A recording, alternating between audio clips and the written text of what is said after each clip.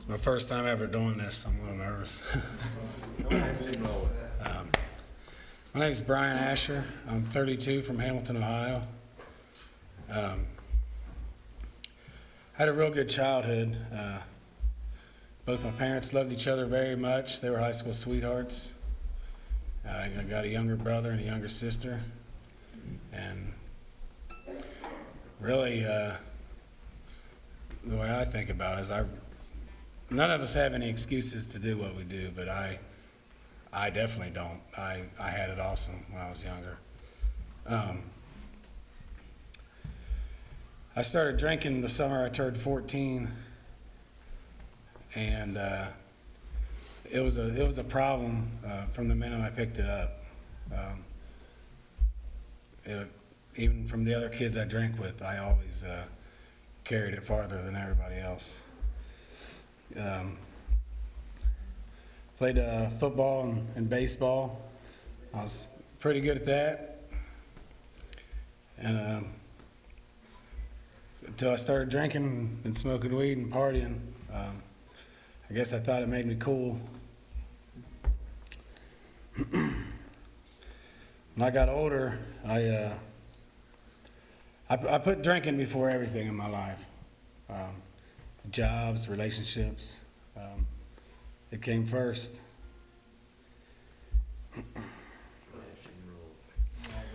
When I was 23 years old, my mom, she died of pancreatic cancer.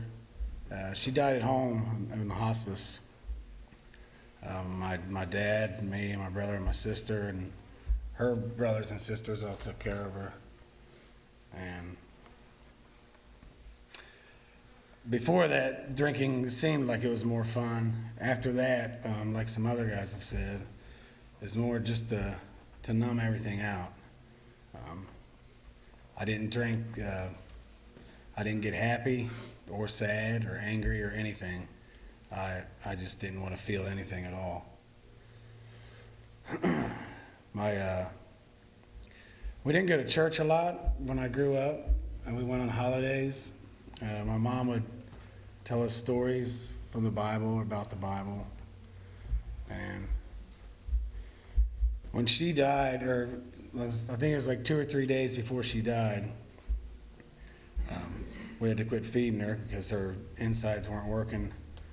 And so we knew right then, we knew coming up to it, but that's when it was obvious, when you're not feeding someone anymore. She was out of it. And I remember going into her room, and she didn't know who I was. And she called me by a different name, like I was at her work or something like that. And I turned around and I walked out because I got so scared. And that's been in my head ever since. I felt like I've walked out on her, even though that was just the one instant. But before she died, she looked up at the ceiling. She was talking to the ceiling. We couldn't understand what she was saying. And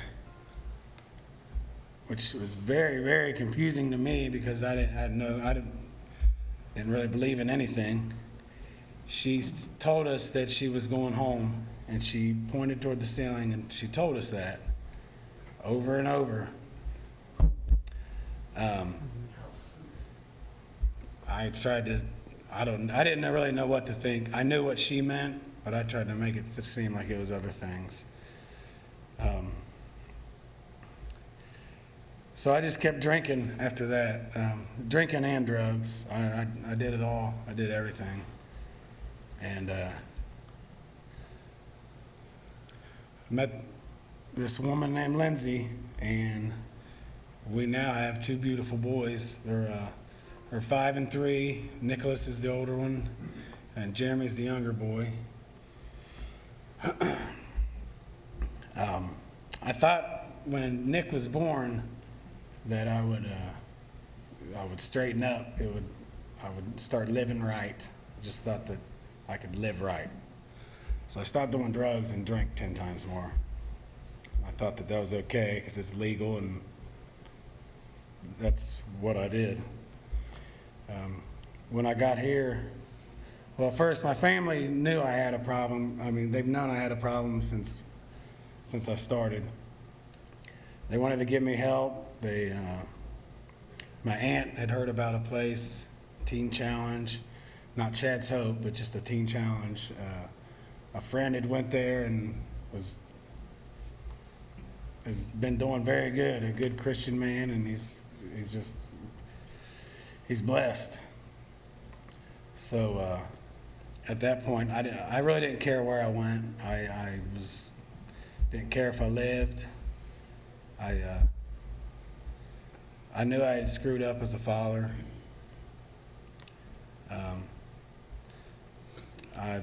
Jail or death, I thought I'd be better off just away from my family because I was no good.